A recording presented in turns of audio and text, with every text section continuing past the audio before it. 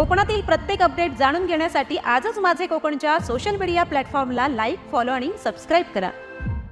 नमस्कार, मी प्रणाली भोसले. माझे कोकणच्या प्राईम टाइम बुलेटिनमध्ये आपल्या सर्वांचं मनपूर्वक स्वागत करते. बुलेटिनला सुरुवात करण्याआधी पाहूयात हेडलाईन्स. किल्ले रायगडावर आज 353वा शिवराज्याभिषेक सोहळा साजरा. देशभरातून लाखो शिवभक्तांची रायगडावर उपस्थिती. नवी मुंबई आंतरराष्ट्रीय विमानतळावर छत्रपती शिवाजी महाराजांच्या भव्य अश्वारूढ पुतळ्याचे अनावरण. मुख्यमंत्री देवेंद्र फडणवीस यांच्या हस्ते उद्घाटन. अलिबाग जिल्हा रुग्णालयातील रुग्णसेवेवर प्रश्नचिन्ह. उपचारात विलंबाचा नातेवाईकांचा आरोप. रुग्णाच्या मृत्यूनंतर संतप्त प्रतिक्रिया. आणि राज्यात 1 जून पासून 31 जुलैपर्यंत मासेमारी बंदी कालावधी लागू. बोटींची दुरुस्ती, रंगकाम आणि शाकारणीची कामे सुरू. पाहूया सविस्तर वृत्त. किल्ले रायगडावर आज 353वा शिवराज्याभिषेक सोहळा अभूतपूर्व उत्साहात आणि जल्लोषात साजरा करण्यात आला. देशभरातून लाखो शिवभक्तांनी रायगडावर हजेरी लावत छत्रपती शिवाजी महाराजांचा जय जयकार केला. पारंपरिक वेशभूषा, ढोलताशांचा गजर, पोवाडे, धनगरी ओव्या, मर्दानी खेळ आणि भंडाऱ्याची उधळण यामुळे संपूर्ण रायगड परिसर शिवमय झाला होता. पहाटेपासूनच गडावर शिवभक्तांची मोठी गर्दी पाहायला मिळाली. पालखी सोहळा आणि युवराज संभाजीराजे यांच्या आगमनानंतर संपूर्ण गडावर जय भवानी जय शिवाजीच्या घोषणा घुमू लागल्या. यावेळी राजसदरेवर युवराज संभाजीराजे यांचे पुत्र आमदार मंगेश चव्हाण, आमदार अनिकेत तटकरे यांच्यासह मान्यवर उपस्थित होते. शिवराज्याभिषेक दिनानिमित्त छत्रपती शिवाजी महाराजांच्या प्रतिमेला अभिषेक अर्पण करण्यात आला. तसेच 353व्या शिवराज्याभिषेक वर्षानिमित्त तयार करण्यात आलेल्या 353 सुवर्ण होनांचा अभिषेक देखील राजसदरेवरील पुतळ्यास करण्यात आला. गडावरील विविध ठिकाणी लोककला, मर्दानी खेळ आणि सांस्कृतिक कार्यक्रमांनी उपस्थितांना शिवकालीन इतिहासाचा अनुभव दिला. यावेळी शिवभक्तांच्या महासागराकडे पाहत युवराज संभाजीराजांनी हा जनसागर नाही तर हा शिवसागर आहे अशा शब्दात भावना व्यक्त केल्यात. शिवाजी महाराजांनी आपल्याला दिलेले काय होतं 350 वर्षाच्या अगोदर स्वराज्य आपलं. महिलांना सन्मान होता. एक अत्याचार आपण ऐकले का? अत्याचार झाला तर शिवाजी महाराजांची शिक्षा तुम्हाला कल्पना नाही. सोडाने जवळचा माणूस असला तरी पण महिला हे सुरक्षित राहायला पाहिजे, महिलांना सन्मान मिळाला पाहिजे. अत्याचार होणं सुद्धा विशेष नाही. हे शिवाजी महाराजांची नीतिमत्ता होती. शिवाजी महाराजांच्या स्वराज्यात शिस्त होती, संस्कार होते, विश्वास होता आणि जो स्वराज्याचे काम करतो त्याला शाबासकी सुद्धा मिळायची. हे शिवाजी महाराजांचं स्वराज्य.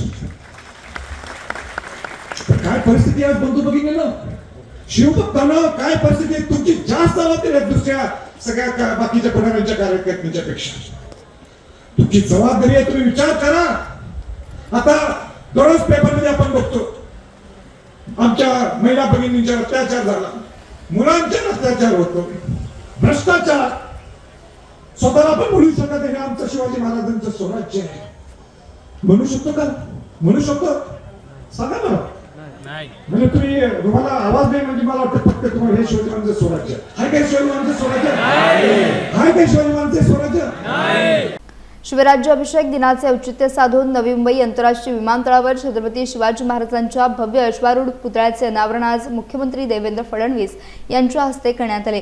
ढोलताशांच्या गजरात आणि शिवभक्तांच्या उत्साहपूर्ण उपस्थितीत हा सोहळा पार पडला. देश विदेशातून येणाऱ्या प्रवाशांसाठी हा पुतळा विमानतळाचे प्रमुख आकर्षण ठरणार असून महाराष्ट्राच्या इतिहासाचा आणि स्वराज्याच्या गौरवशाली परंपरेचा संदेश देणार आहे.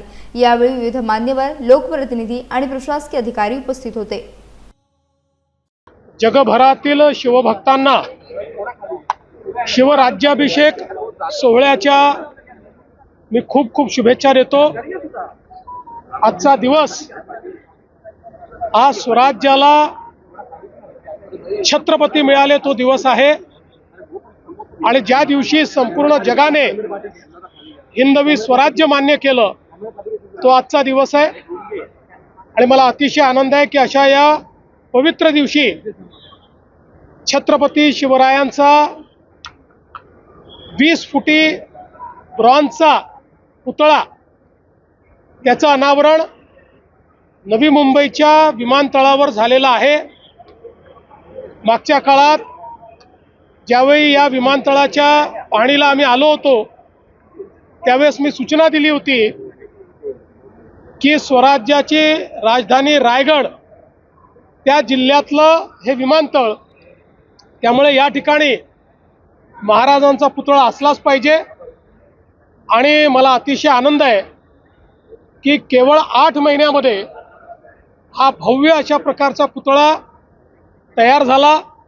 आज आम्ही त्याचं अनावरण केलं आहे आणि मला विश्वास आहे या आंतरराष्ट्रीय विमानतळावर येणारा आणि जाणारा प्रत्येक प्रवासी हा महाराजांच्या या प्रतिमेतून, महाराजांच्या पुतळ्यातून, महाराजांच्या स्मारकातून त्या ठिकाणी ऊर्जा प्राप्त करेल.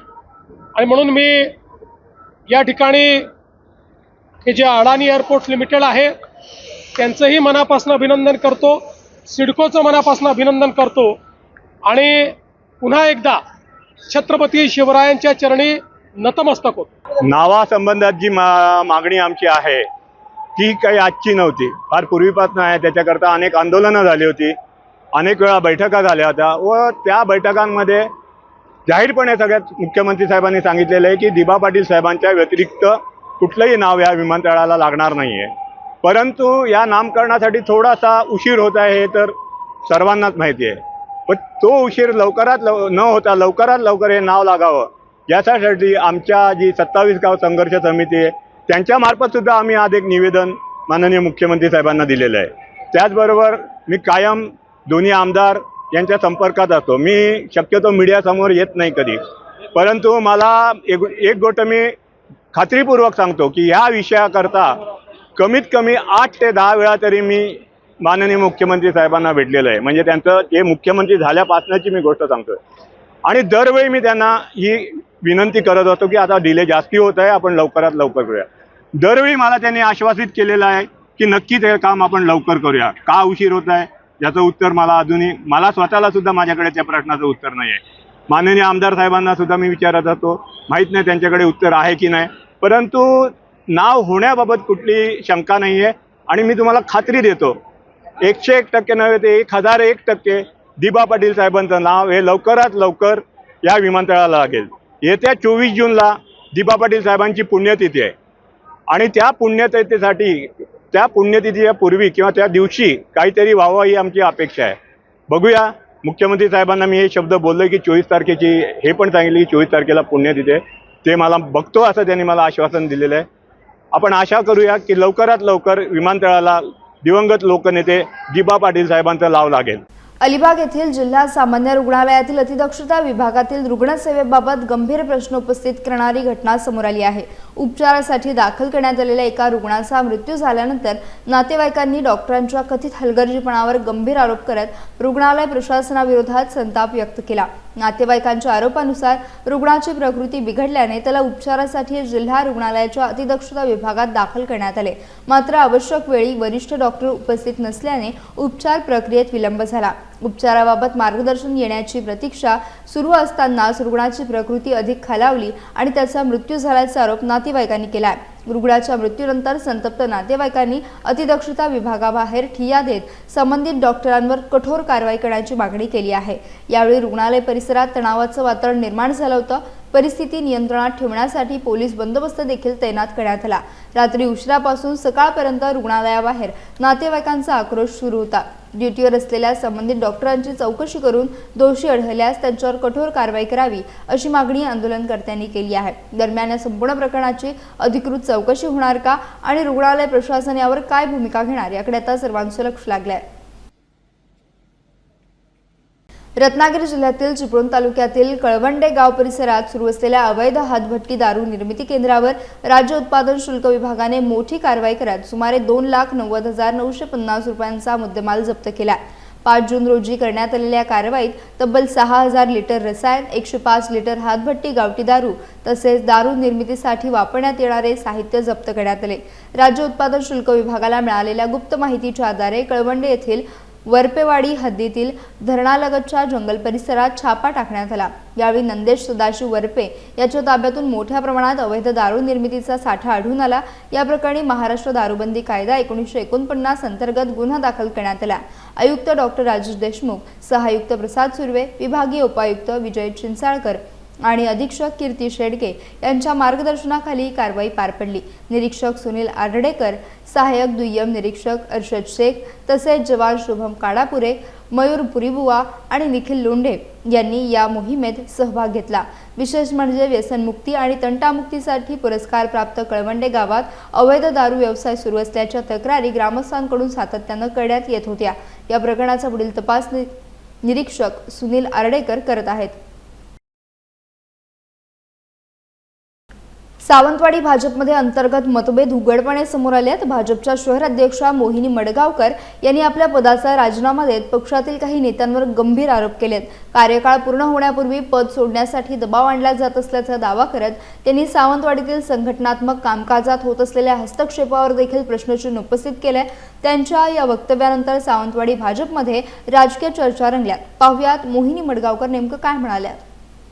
माझी आज पत्रकार परिषद घेण्याचं एकच उद्देश आहे की एकच कारण आहे की मी आज महिला अध्यक्ष म्हणून पक्षात काम करते आणि आज मी त्या पदाचा आज राजीनामा देते।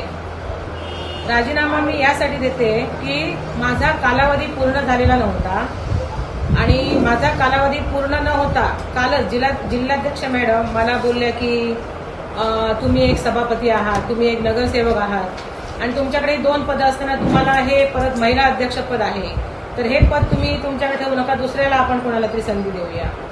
तर मी त्यांना हे विचारलं की जर माझ्याकडे 2 पदं आहेत तर आमच्या जिल्ह्यात माझ्या एवढ्या महिला आहेत ज्या जेडपी सदस्य पण आहेत आणि त्यांच्याकडे महिला अध्यक्षपद आहे, प्लस माझा सहकारी सुधीर आरेवळेकर त्याच्याकडे नगरसेवक पद आहे, सभापती पद आहे, पण तो आता हे आहे म्हणजे शहर अध्यक्ष आहे आपल्या सावंतवाडीचा।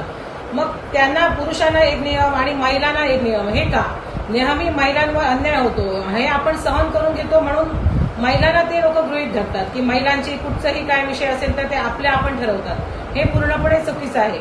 त्यांनी मला पहिली कल्पना द्यायला पाहिजे होती किंवा मला नोटीस पाठवायला पाहिजे होती, पण आता मला हे आता पद नको आहे, ह्याचा राजीनामा द्यायचा आहे म्हणूनच मी ही प्रेस घेते। जर मला ह्याच्या विरुद्ध आवाज उठवायचा असता तर मी आमचे पालकमंत्री आहेत नितेश राणे साहेब, प्रदेशाध्यक्ष आहेत रवींद्र चव्हाण साहेब यांच्याकडे जाऊन मी माझी व्यथा मांडली असते की मी असं कामात कुठे चुकली आहे का। मी नगरसेवक पद जरी माझ्याकडे असलं, सभापती पद असलं तरी ते काम मी माझ्या त्या भागात करते, प्लस हे माझ्या ह्या अध्यक्षपदाला पण मी पूर्णपणे न्याय देत होती, पूर्णपणे न्याय देत होती। प्रत्येक महिला मोर्चाचा कार्यक्रम मी सक्सेसफुल केलेला आहे माझ्या शहर मंडल अध्यक्ष ह्याच्यामध्ये। आता हे आपलं आंबोली मंडल अध्यक्ष आहे, ती कधीही येताना एकटी येते। कुठच्याही जेव्हा मंडळाचा कार्यक्रम असतो त्याच्यात महिलांचा त्याच्यात काही सहभाग नसतो। बांधा मंडल अध्यक्षामध्ये त्यांचा पण इथे काही सहभाग नसतो। नेहमी श्वेता कोरगावकर मॅडम मला सांगायची की असा कार्यक्रम शहरात घ्यायचा आहे आणि तो मी माझ्या सगळ्या महिलांना घेऊन आम्ही शहरातनं तो कार्यक्रम सक्सेस करत होतो। असं असताना तुम्ही मला जे सांगता की तू आता दुसरं तुझ्याकडे ही पदं आहेत आणि तू महिला अध्यक्षपद सोड, हे पूर्णपणे चुकीचं आहे। मी बोलणार नसते पण आपण शांत राहून होत नाही, कारण आपल्यावर जो अन्याय होतो किंवा आपल्या बाबतीत जे गृहीत धरलं जातं त्याचा आवाज उठवणं हे प्रथम माझं मी कर्तव्य मानते। प्लस हे आपले जिल्हाध्यक्ष मॅडम आहेत यांच्या मागे अजून एक सूत्रधार आहे, तो नेहमी चावी फिरवत असतो आणि तो जसा चावी फिरवतो त्याप्रमाणे त्या नेहमी मला असं 1-2 म्हणजे 3 वेळा झालेली ही गोष्ट। माझ्याकडे खूप पुरावे पण आहेत। नेक्स्ट जेव्हा मी घेईन परत कोण माझ्यावर बोललं जाईल तेव्हा मी त्या सगळ्या सकट मी तुमच्याकडे पत्रकार परिषद घेईन। नाशिकमधील एका कॉर्पोरेट कंपनीत कथित प्रकरणाच्या पार्श्वभूमीवर कॉर्पोरेट जिहाद आणि नक्की सत्य काय या विषयावर माहितीपर कार्यक्रमाचे आयोजन चिपळूणमध्ये करण्यात आले आहे।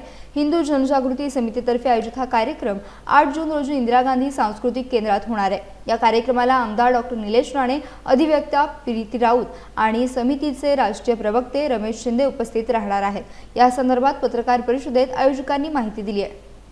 हिंदू जनजागृती समितीच्या वतीने 8 जून 2026 रोजी सोमवारी सायंकाळी 5:30 वाजता आपण कॉर्पोरेट जिहाद या विषयावर एक संवाद आयोजित केलेला आहे.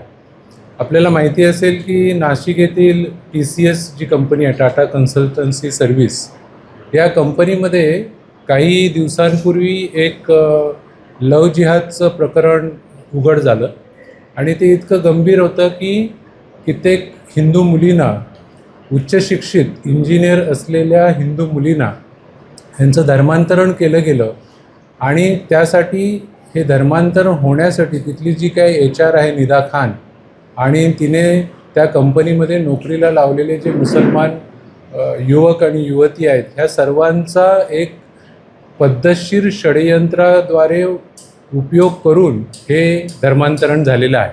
आपल्याला माहिती असेल की जवळजवळ 40 दिवस ही निदा खान मिळाली नाही NIA सारख्या इन्व्हेस्टिगेशन एजन्सीला आणि त्यानंतर ती एका MIMच्या नगरसेवकाच्या घरी ती सापडलेली आहे. इतकं गंभीर हे प्रकरण आहे की ज्याच्यामध्ये एक राजकीय पक्ष पण गुंतलेला आहे, त्या पक्षातले लोक गुंतलेले आहेत. तर या दृष्टिकोनातून आजची या पत्रकार परिषदेतून आम्ही एवढंच सांगू इच्छितो की हा एक जनसंवाद आहे. हिंदू समाजावर, हिंदू कुटुंब व्यवस्थेवर हा हल्ला होतो आहे, कारण कुटुंब व्यवस्थेतील महिलेचं स्थान महत्त्वाचं आहे. अशा जर हिंदू मुली आणि महिला ह्याला बळी पडत गेल्या तर मग हा कुटुंब व्यवस्थेवरचा हल्ला आहे आणि एकूण समाज व्यवस्था बिघडवण्याचं हे सर्व प्रकरण आहे आणि म्हणून याची दखल हिंदू समाजाने घ्यावी, काहीतरी त्याच्यावर संवाद व्हावा, हा आपला त्यामागचा उद्देश आहे. की TCS सारख्या ठिकाणी असे प्रकार घडत आहेत किंवा मला वाटतं विप्रोमध्ये सुद्धा असा प्रकार घडला, परंतु हा पुण्या मुंबईसारख्या कॉर्पोरेट शहरांमध्ये फक्त घडतोय का, तर तसं नाही आहे. ही कीड हळूहळू आपल्या संपूर्ण महाराष्ट्रभर, पर्यायाने देशभर वेगवेगळ्या प्रकारे ही कीड वळवळत आहे. ही कीड चिपळूणमध्ये सुद्धा 100% वळवळत आहे. आणि मग आता काही जणांना वाटेल की राजकीय असून सुद्धा आम्ही या व्यासपीठावर कसे. निदा खानचा जेव्हा विषय आला त्यावेळी निदा खानचा विषय उचलून घ्यायला इम्तियाज जलील होता. जर इम्तियाज जलीलला, तो तिकडे छत्रपती संभाजीनगरमध्ये राहतो आणि त्याला पुण्यामधल्या प्रकरणामध्ये असलेल्या निदा खानची जर काळजी आहे, तर या देशात असणाऱ्या सर्व हिंदू भगिनींची आणि मातांची काळजी आम्हाला आहेच. आणि आमच्यासारखे अनेक असे तरुण आहेत किंवा अनेक हिंदुत्वनिष्ठ लोक आहेत की ह्या कार्यामध्ये राजकारण बाजूला ठेवून आपलं स्वतःचं, हे आपल्यासुद्धा अंगावर येऊ शकतं, हे आपल्या घरात येऊ शकतं, आपल्या बाजूच्या घरात येऊ शकतं, आपल्या वाडीत येऊ शकतं, आपल्या शहरात येऊ शकतं, आपल्या तालुक्यात येऊ शकतं, आपल्या जिल्ह्यात देखील येऊ शकतं. इतकं हे गंभीर प्रकरण आहे. म्हणूनच या प्रकरणाची सुरुवात आपण संपूर्ण कोकणामध्ये पहिला असा आपण कॉर्पोरेट जिहाद काय प्रकार आहे हे आपल्या महिलांना देखील कळायला हवं. आम्ही जास्तीत जास्त ज्या हिंदुत्वनिष्ठ संघटना आहेत, मग ते राजकीय पुढारी असू देत किंवा इतर क्षेत्रात काम करणारे, ज्यांना आपल्या धर्माबद्दल, आपल्या देव, देश, धर्म यांच्याबद्दल प्रेम आहे, त्या सगळ्यांना आम्ही या कार्यक्रमाच्या निमित्तानं ही माहिती देतोय की या कार्यक्रमाला आपण उपस्थित राहा. ही काळाची गरज आहे. राज्यात 1 जूनपासून 31 जुलैपर्यंत मासेमारी बंदी कालावधी लागू झाला असून मच्छीमार आता नव्या हंगामाच्या तयारीला लागले आहेत. या काळात बोटींची दुरुस्ती, रंगकाम आणि शाकारणीची कामे मोठ्या प्रमाणात सुरू आहेत. अलिबाग तालुक्यातील नवेदर नवगाव परिसरात बोटी किनाऱ्यावर चढवण्यासाठी आता आधुनिक हायड्रालचा वापर केला जातोय. पूर्वी बोटी किनाऱ्यावर आणण्यासाठी 20 ते 25 मजुरांची आवश्यकता भासत होती. चवा आणि डवरच्या पारंपरिक पद्धतीने हे काम केले जात होते. मात्र आता हायड्राच्या मदतीने कमी वेळात, कमी मनुष्यबळात आणि अधिक सुरक्षितपणे बोटी किनाऱ्यावर आणल्या जातात. या पद्धतीमुळे बोटींचं नुकसान टळत असून दुरुस्तीची कामे देखील अधिक सुलभ झाली आहेत. एकेकाळी किनाऱ्यावर घुमणारा हलोंबय हायलेजचा आवाज आता हळूहळू इतिहास जमा होताना दिसत आहे. आधुनिक तंत्रज्ञानामुळे मच्छीमारांचा वेळ, श्रम आणि खर्च वाचत असल्याने या बदलाचे स्वागत केले जात आहे. 1 ऑगस्टपासून सुरू होणाऱ्या नव्या मासेमारी हंगामासाठी सध्या सर्वत्र तयारीला वेग आलाय. GPS उपकरणांच्या दरांमध्ये झालेल्या मोठ्या कपातीनंतर विक्रम मिनीडोर चालक मालक संघटनेने समाधान व्यक्त केले आहे. रायगड जिल्हाध्यक्ष विजयभाऊ पाटील यांनी गेल्या 1.5 वर्षांपासून GPS दर आणि रिचार्ज शुल्काविरोधात सुरू असलेल्या लढ्याला यश मिळाल्याचा दावा केला. विक्रम मिनीडोर इको वाहनांसाठी सुमारे 13,000 रुपये आकारले जाणारे GPS उपकरण आता 7,670 रुपयात उपलब्ध होत असल्याचे त्यांनी सांगितले. GPS कंपन्यांमधील कथित संगनमतामुळे चालकांची आर्थिक लूट होत असल्याचा आरोप करत संबंधित प्रकरणाची चौकशी करून कारवाई करण्याची मागणी त्यांनी केली आहे. दर कपातीमुळे चालक मालकांमध्ये आनंदाचं वातावरण असून विजयभाऊ पाटील यांचे विविध स्तरातून अभिनंदन करण्यात येत आहे. यावेळी संघटनेचे पदाधिकारी आणि वाहन चालक मोठ्या संख्येने उपस्थित होते. गेले 1.5 वर्ष हा लढा देतो की GPS प्रणाली आणि GPSची किंमत आणि GPSचे चार्जेस रिचार्ज याची अवाढव्य किमतीत लूट करणारे लुटारू या महाराष्ट्रात निर्माण झालेले होते आणि त्यांच्या विरुद्ध मला लढा द्यावा लागला. आम्ही बराच लढा देता देता आज GPSची किंमत या गोरगरीब लोकांकडून टॅक्सी चालकांकडून 13,000 रुपये GPSची प्राइस होती आणि त्याचे चार्ज रिचार्जची किंमत मला असं वाटते 8,000-9,000 रुपये घेत होते. ही चाललेली लूट आपण सर्वजण डोळे झाकून बघत होते, परंतु आमच्या रायगड जिल्हा संघटनेच्या माध्यमातून आम्ही त्यापर्यंत कटाक्षाने लढलो आणि लढता लढता मी त्यावेळेला पण सांगत होतो की ह्या रायगड जिल्ह्यात जर कोण लूट करत असेल त्यांना टकमक टोकावरून रायगडच्या टकमक टोकावरून ढकलल्याशिवाय राहणार नाहीत. आणि आजची पाळी तीच आहे की आज माझ्या विक्रम मिनीडोर चालक मालकांना आज GPS प्रणाली GPSची प्राइस 7,670 रुपयाने बसून मिळते. त्यांचे रिचार्ज काही 5-5.5 हजार रुपयांनी रिचार्ज होते. म्हणजे ही चाललेली लूट कुठंतरी थांबवली पाहिजे. म्हणून मी बोलतोय की आज सगळं रायगड जिल्ह्यातील विक्रम मिनीडोर चालकांनी जे थांबवलेले रिचार्ज बसवायचे आणि पासिंग करण्याचे थांबवलेल्या गाड्या सर्वांनी याचा फायदा घेऊन लवकरात लवकर GPS प्रणाली लावून आपल्या बिनधास्तपणे गाडीचं फिटनेस घेऊन बिनधास्तपणे व्यवसाय करावा हे माझं आव्हान आहे. परंतु मी हे पण सांगतोय की जर ह्या पुढे कोण GPSच्या बाबतीत जर लुटत असतील, संगमताने सिंडिकेट होऊन जर गोरगरिबांना तांत्रिक पद्धतीने लुटत असतील तर मी ह्या मुळासकट जाणार आहे. आज आम्ही आमच्या गाड्या पासिंगच्या 9 महिने थांबलेल्या, तर आम्ही हा प्रश्न आमचे जिल्ह्याचे अध्यक्ष विजयभाऊ पाटील यांच्याकडे टाकला का भाऊ आमच्या गाड्या पासिंग होत नाहीत का, तर ते GPSची लावायला लागेल आणि किंमत पण आवाढव्य होती आणि आम्हाला रिक्षावाल्यांना परवडत नाही ती. मग भाऊंकडे आम्ही शब्द टाकला. भाऊंनी त्याचा पाठपुरावा करून मंत्रालयातनं करून आम्हाला जो GPSची किंमत होती त्याच्यापेक्षा पण अर्ध्या किमतीत आम्हाला GPS लावून आणि आमच्या गाड्या यशस्वी पासिंग करून दाखवल्या भाऊंनी. आज आमच्या गाड्या यशस्वी पासिंग झाल्या. जागतिक पर्यावरण दिनानिमित्त राजापूर तालुक्यात शिवसेनेच्या वतीने वृक्ष लागवड अभियानाला सुरुवात करण्यात आली. 2 दिवसांपूर्वी शिवसेनेच्या माध्यमातून तब्बल 5,000 रोपांचे वाटप करण्यात आले होते. त्यानंतर पर्यावरण दिनाचे औचित्य साधून त्या रोपांच्या लागवडीचा शुभारंभ करण्यात आला. शिवसेनेचे राजापूरचे आमदार किरण सामंत यांच्या मार्गदर्शनाखाली हा उपक्रम राबवण्यात आला. पर्यावरण संवर्धनाचा संदेश देत अधिकाधिक वृक्ष लागवडीचे आवाहन यावेळी करण्यात आले. या उपक्रमात शिवसैनिकांनी मोठ्या संख्येने सहभाग घेतला. पर्यावरणाचे रक्षण आणि हरित राजापूर घडवण्याच्या उद्देशानं हा उपक्रम राबवण्यात आल्याची माहिती आयोजकांनी दिली. आणि या पर्यावरण दिनानिमित्ताने आपले राजापूर लांजा साखरपा विधानसभा आमदार किरणभैया सामंत साहेब यांच्या मार्गदर्शनाखाली राजापूर तालुक्यातील शिवसैनिकांनी आज येथे वृक्ष लागवडीचा कार्यक्रम हाती घेतलेला आहे. आणि या कार्यक्रमामध्ये आज संपूर्ण मतदारसंघामध्ये 5,000 वृक्ष लागवडीचा एक संकल्प भैयासाहेबांनी सोडलेला आहे.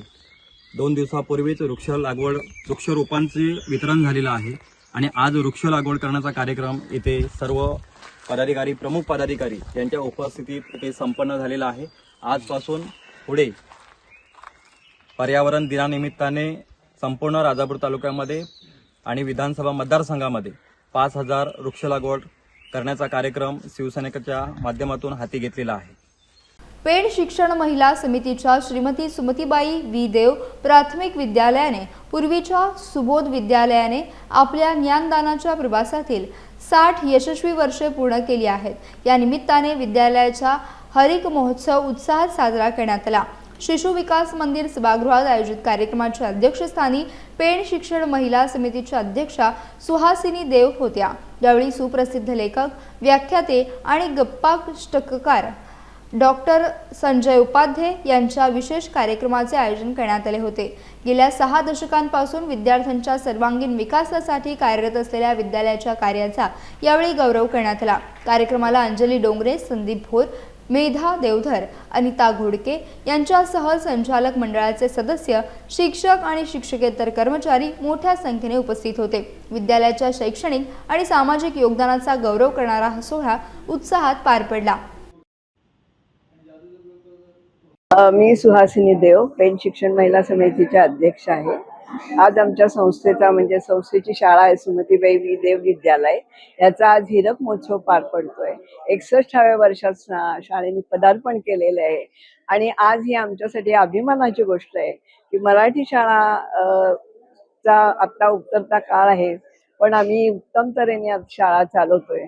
आमच्या संस्थापिका कैलासवासी सुमतीबाई देव यांनी या संस्थेचा आणि शाळेचा पाया रचला आणि त्याच्यामुळे या भक्कम पायावर आम्ही आता सर्व संचालक मंडळ, आमचे सर्व शिक्षकेतर या सर्वांच्या सहकार्याने शाळा आम्ही उत्तम चालवतोय। शाळेला आम्ही खूप शुभेच्छा देते आणि पुढे शतकोत्तर वाटचाल करेल असा विश्वास मला नक्की वाटतोय। अत्यंत आनंदाचा क्षण आहे मराठी माणूस म्हणून, महाराष्ट्राचा नागरिक म्हणून, की मूळ सुबोध विद्यालय आणि आता सुमतीबाई देव प्राथमिक मराठी माध्यमाची शाळा आणि 60 वर्ष पूर्ण। मला असं वाटतं की आज जी ओरड चालू आहे मराठी माध्यमाच्या शाळांच्या संदर्भामध्ये, त्याला आयोजकांपेक्षा पालक जास्त जबाबदार आहेत। कारण आमच्या भारतीय पालकांच्या मनामध्ये इंग्रजी विषयाचं जे अप्रूप भरलेलं आहे ते अजून कमी झालेलं नाही। त्या पार्श्वभूमीवरती पेणसारख्या अत्यंत महत्त्वाच्या शहरामध्ये जेव्हा एखादी शाळा 60 वर्ष पूर्ण करते, मला असं वाटतं की माध्यमांनी सुद्धा याविषयी भरपूर प्रसिद्धी देऊन जगाला कळलं पाहिजे की अशी पण शाळा आहे जी 10वीपर्यंत मराठी माध्यम आहे, पण आता 60 वर्ष पूर्ण झाली, तो हिरक महोत्सव साजरा करत आहे। माझं भाग्य आहे की मी मराठी माध्यमाचाच विद्यार्थी आहे आणि त्यामुळे मला जास्त प्रेम आहे की 11वीपर्यंत मी जुन्या SSCचा स्टुडंट आहे, विद्यार्थी आहे, पण तो 11वीपर्यंतची शाळा आता 10वीपर्यंत असली तरी शेवटी आईच्या भाषेत शिकण्याची जी गंमत आहे ती परकीय भाषेत नाही, सत्य आहे। त्यामुळे माझं या सगळ्याच शिक्षकांना मनपूर्वक शुभेच्छा, अभिनंदन, अभिमान की लवकरच 100 वर्ष पूर्ण व्हावीत। मध्ये अमृत महोत्सव आहे 75, त्याही वेळेला असा समारंभ करून सगळ्या जगाला कळावं की आज मराठी भाषेमध्ये पूर्ण वेळ चालणाऱ्या शाळेला सुद्धा अमृत महोत्सव साजरा करायचा आहे, शतक महोत्सव साजरा करायचा आहे। तर माझ्या त्यांना शुभेच्छा, कलावंत म्हणून आणि मराठी माणूस म्हणून। जय महाराष्ट्र। यासह बुलेटिनमध्ये वेळ झाली, इथेच थांबण्याची। भेटूयात नवीन बुलेटिनसह। तोपर्यंत तुम्ही कुठेही जाऊ नका, पाहत रहा फक्त माझे कोकण।